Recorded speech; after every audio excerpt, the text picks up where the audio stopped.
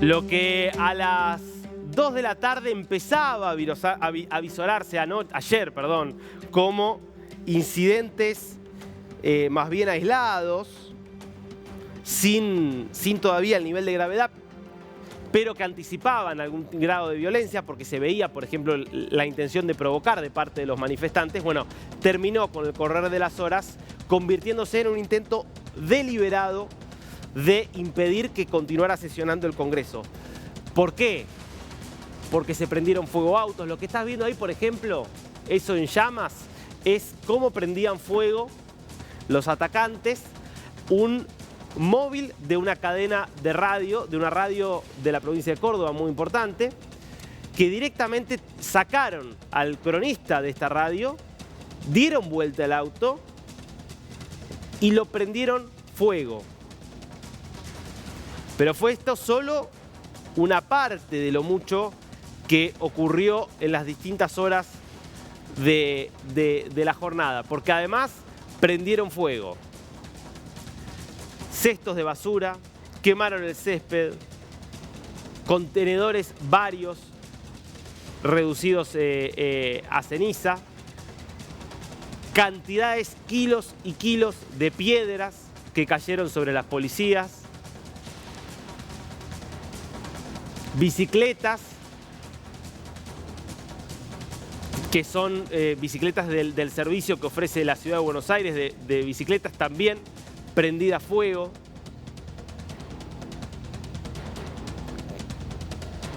Se rompieron baldosas, pisos, la reja del Congreso. El gobierno de la ciudad estima en casi 100 millones de pesos argentinos el costo que va a tener hacer esta reparación, y el gobierno, la policía, detuvo a 22 personas por estos incidentes, 15 hombres, 7 mujeres.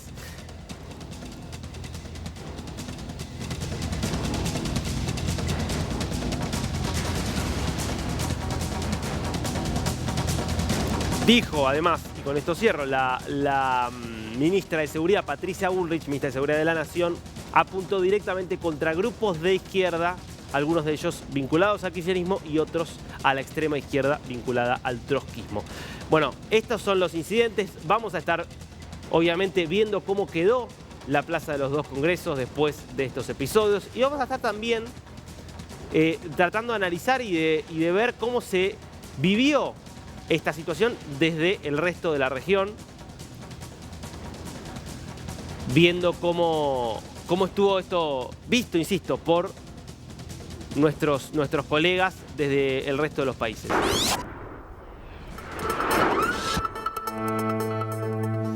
Esto es lo que vamos a estar haciendo ahora. Quiero arrancar justamente por el lugar de los hechos. Vamos a ir ya mismo entonces con Mariela Diegues.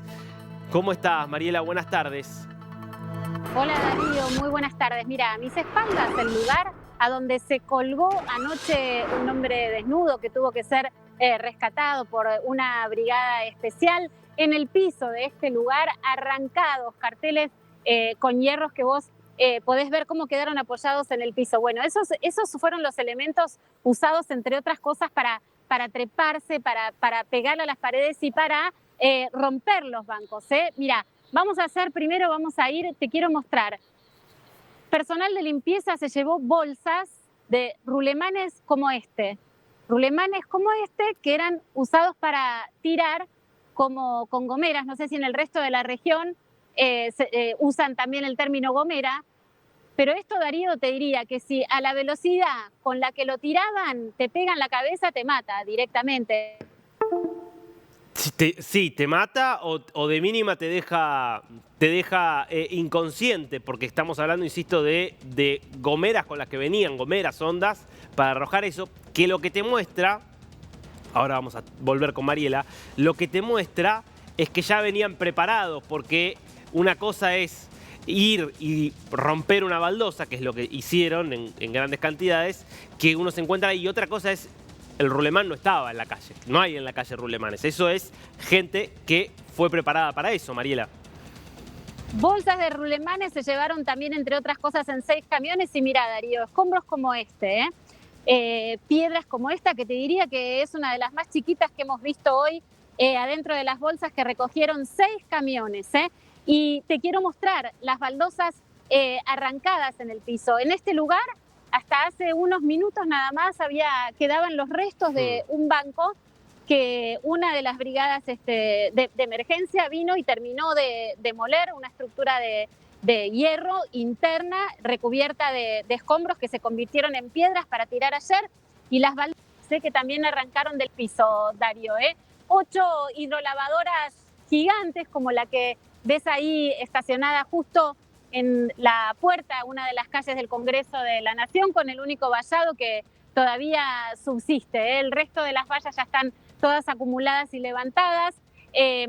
Como vos decías, lo adelantabas, 100 millones de pesos calculan las autoridades que va a costar solamente reparar lo que se ve, ¿no? Que es el pasto quemado, arrancados los pedazos de pastos, han incendiado tachos de basura.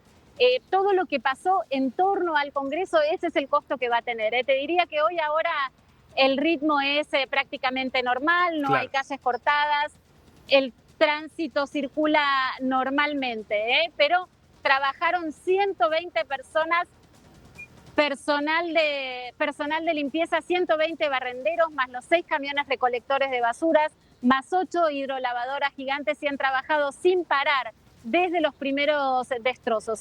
A mi derecha es la calle Hipólito Yrigoyen, donde quedaron ayer, como vos decías, el auto incendiado de Cadena 3, donde estaba Orlando Morales, que bien describió. Lo sacaron de un brazo del auto al periodista que estaba adentro del móvil. Él se subió para querer correr el auto, no lo dejaron. Lo sacaron de un brazo y dieron vuelta al auto y lo incendiaron. Bueno, sobre todo esto han trabajado desde ayer. Hoy te diría que el lugar está prácticamente impecable, normal. Darío. Mariela, ya volvemos para seguir analizando cómo quedó este lugar, mostrándote este día después de los incidentes graves realmente, calificados de hechos terroristas directamente por el gobierno. Obviamente habrá que ver si se investigan así, pero queremos ver cómo fue esto analizado, cómo se vieron estas imágenes y los incidentes desde el resto de nuestra región. Vamos a Colombia y le quiero preguntar a Sergio González cómo se vio esto. Sergio, ¿cómo estás? Buen día. Darío, un gusto saludarte. Mira, en Colombia se vivió muy fuerte esta noticia, porque definitivamente acá ayer teníamos una noticia muy destacada sobre los atentados terroristas que se presentaron en Colombia, en Jamundí, pero los medios locales sí citaron esta información que se originaba desde Argentina. Los principales noticieros de televisión abrieron con esta información de lo que se registró en Argentina, no con lo que se está realizando en la discusión dentro del Congreso, sino estos hechos de violencia que se registraron, que definitivamente también lo que hace es recordar un poco de lo que ha pasado en Colombia. En el 2021 en Colombia se vivió el estallido social y fue una situación muy difícil. Veníamos de la pandemia del COVID-19 y en plena pandemia, en el 2021, en Colombia se registraron hechos muy fuertes donde la fuerza pública también reaccionaron de una manera muy fuerte. Pero lo ocurrido ayer en Argentina realmente que ha llegado hacia los colombianos, que definitivamente los colombianos, Darío, te comento, tenemos una cultura de escuchar noticias, de ver noticias, de saber qué es lo que pasa, no solo en Colombia, sino lo que pasa en el mundo. Y la información de las imágenes que llegaron ayer, de los colombianos que vieron en directo a través de DNews y de otros medios de comunicación, realmente llegaron y recordaron mucho de lo que ha vivido Colombia con estas manifestaciones que inician muy tranquilos, pero al final, Darío, termina muy mal. Claro, recordamos por supuesto esas imágenes de lo que fue el estallido. Es cierto que aquel estallido también tuvo mucho más de espontáneo, de mucha bronca, de mucha ira, de gente que también venía acumulando resignación y que se combinó con gente de por ahí, con criminales, digamos, que también cometieron actos vandálicos atroces, ¿no? Lo de ayer, claramente tiene un componente, me parece, mucho más armado políticamente para cumplir un objetivo claro, que era que no se tratara en el Congreso lo que se terminó tratando. Ahora volvemos, Sergio, que me interesa obviamente la mirada de Colombia, pero quiero ir a Ecuador para saber cuál es la mirada que tiene allí César García Vélez. César, ¿cómo estás? Buen día, contanos. Gracias, Darío. Un gusto poder compartir con ustedes esta opinión de cómo se vivieron estos hechos en Argentina. Acá desde el Ecuador lo vivimos primero con mucho lamento, con preocupación de ver al grado en el que puede llegar una sociedad polarizada en el nivel de enfrentamientos, porque claramente esto es lo que ha estado ocurriendo en los últimos años en varios países de nuestra región, países en donde esa diferencia de pensamiento termina reproduciendo violencia en las calles, el fanatismo y la falta de oportunidad a las ideas que se ganan en elecciones, pues termina con este enfrentamiento entre pares, entre gente que debería remar hacia el mismo lado. Y de alguna forma esto refleja que en la sociedad argentina se está produciendo un quebrantamiento del orden social, producto de aquellos que no ganaron en las urnas y que ahora pues tratan de imponer ideas en ese país a través de la violencia. Sin embargo, también hay que destacar que hay hechos que son reprochables. Vimos en algunas imágenes de excesos por parte de la Policía Nacional. Sabemos que allá hay una ley antipiquetes que está accionándose y que tiene como objetivo repeler este tipo de piquetes, justamente como se conocen allá en Argentina. Veíamos imágenes de algunos jóvenes que estaban protestando legítimamente y que pues fueron gaseados, otros personas de la tercera edad que también fueron sometidos entre escudos. Esto contrastaba evidentemente con imágenes que hay que repudiar sin duda alguna, como el volcamiento de un vehículo, de una persona que lo que estaba haciendo es trabajar y lo veíamos llorando. Hay personas que no quieren sumarse a esto, sino continuar trabajando, porque es la única manera en la cual se saca una sociedad. También a estas dos policías que ingresaron a una cafetería y que fueron expulsadas por la gente por el simple hecho de portar un uniforme e identificarlos como el enemigo. Todas estas cosas matizadas justamente con lo que te digo, con esa polarización que se siente. Ahora, a nivel mediático, acá los medios de comunicación catalogan lo que se produjo ayer como un triunfo del presidente Milei. Así decía, por ejemplo, Ecoavisa en uno de sus encabezados: después de 6 meses en el poder, Milei logra un triunfo en el Senado a propósito de la aprobación de la ley Bases. Esto describiendo de alguna manera lo que se vivió en los exteriores entre los enfrentamientos, pero explicando cuál es el contenido de esta ley que de alguna manera constituye una columna vertebral para poder avanzar en el modelo que está proponiendo Milei. Otros medios de comunicación hablaban de intentona de golpe de Estado. Lo que hay que diferenciar, y haciendo la comparación con lo que pasa acá en el Ecuador, es que evidentemente en Argentina hay una mayor organización social, un tejido social que durante los años ha evolucionado y que busca justamente protestar ante lo que le parece incorrecto. Y ahí está matizada la sociedad civil, no solo los sindicatos, veíamos ancianos, veíamos jóvenes que protestan. Acá en el Ecuador la mayoría de las protestas las protagonizan las organizaciones indígenas, fundamentalmente la CONAIE, quienes fundamentalmente por el tema de la eliminación de subsidios en la mayoría de veces han sido los que se han levantado o contra los paquetazos económicos. En el 2018 se vivió una de las mayores situaciones de violencia similares a las que pasaron ahí, pero específicamente por leyes que se pretendían implementar por parte del presidente de aquel entonces, Lenín Moreno, en relación a la eliminación de los subsidios. Ahí se quemó la Contraloría, pero no fueron los indígenas, fueron infiltrados, y eso se logró comprobar después.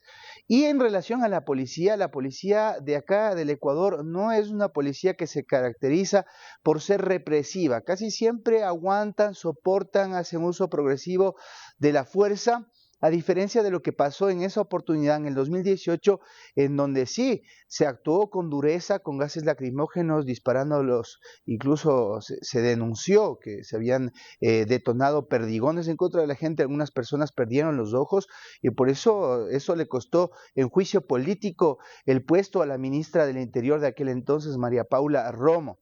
Pero no se puede matizar que es una cultura que está preparada o que se organiza correctamente, sobre todo la clase media, para salir a protestar. La última vez que la clase media salió y se alzó fue durante el gobierno de Lucio Gutiérrez, en donde tras la motivación de la Radio La Luna terminaron derrocando al gobierno, pero más allá de eso no.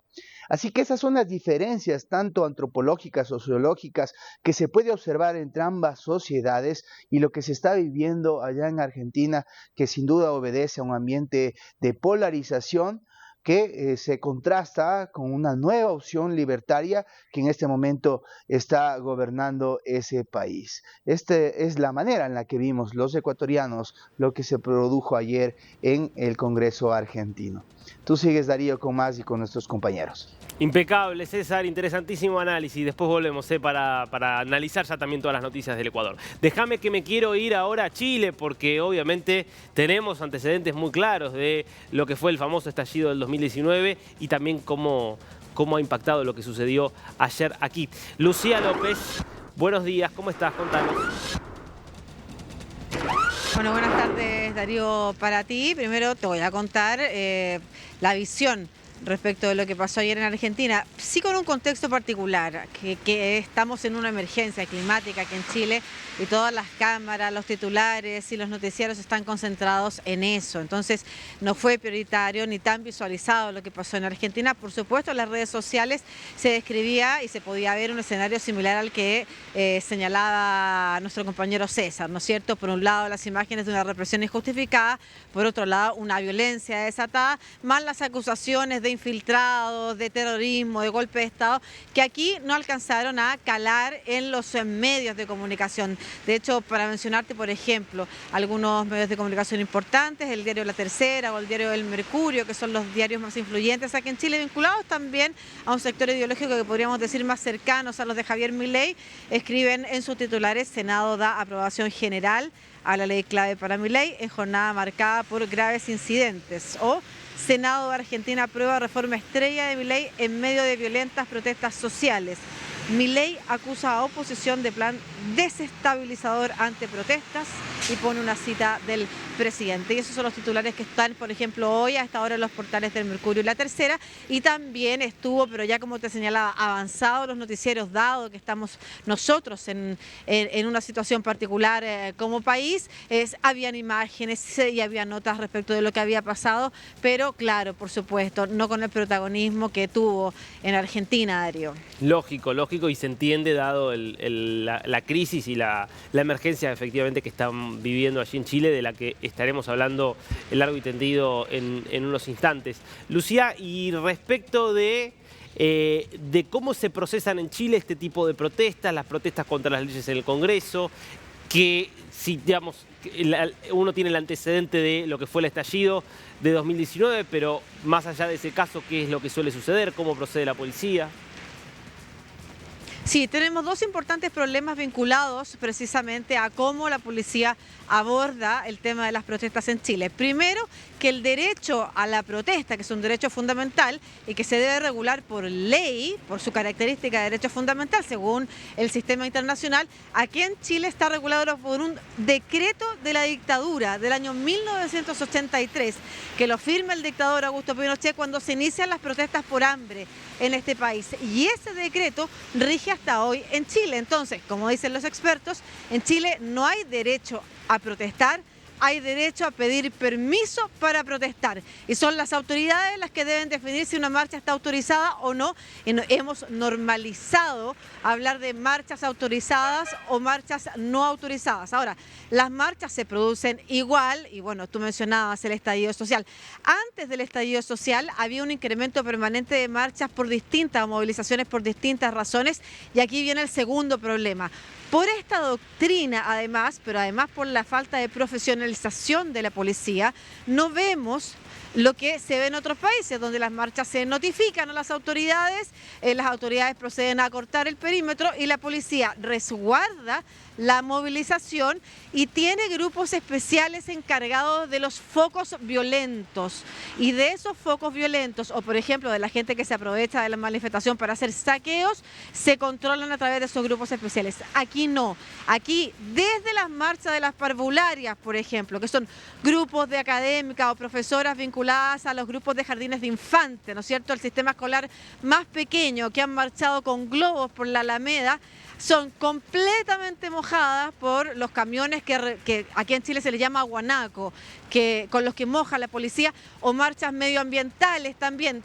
Todos son mojados, y de esos grupos que saquean o de esos grupos violentos, prácticamente con el caos que se genera, entonces se aprovecha la oportunidad y se produce mucho más violencia. O sea, lo que vemos habitualmente acá es que cuando la policía entra al choque contra toda la manifestación, finalmente es mucho más violencia y desorden lo que se termina produciendo.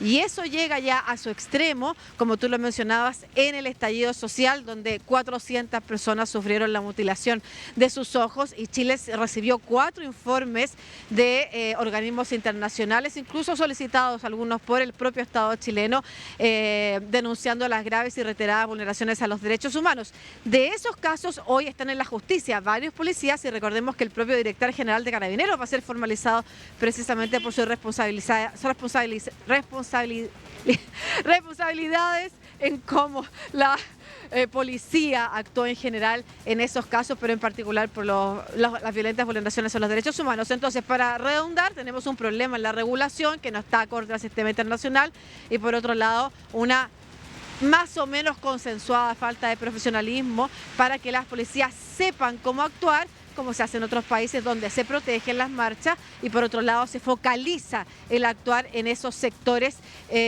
más violentos, y no finalmente termina generando una resistencia de toda la gente que marcha, y la baja de credibilidad, por ejemplo, o de cariño con la institución, que de hecho fue creciendo y fue en su nivel más grave previo y durante el estallido social, Darío. Clarísimo y muy interesante esta comparación, contar cómo es en Chile, cómo es en Colombia, cómo es en Ecuador.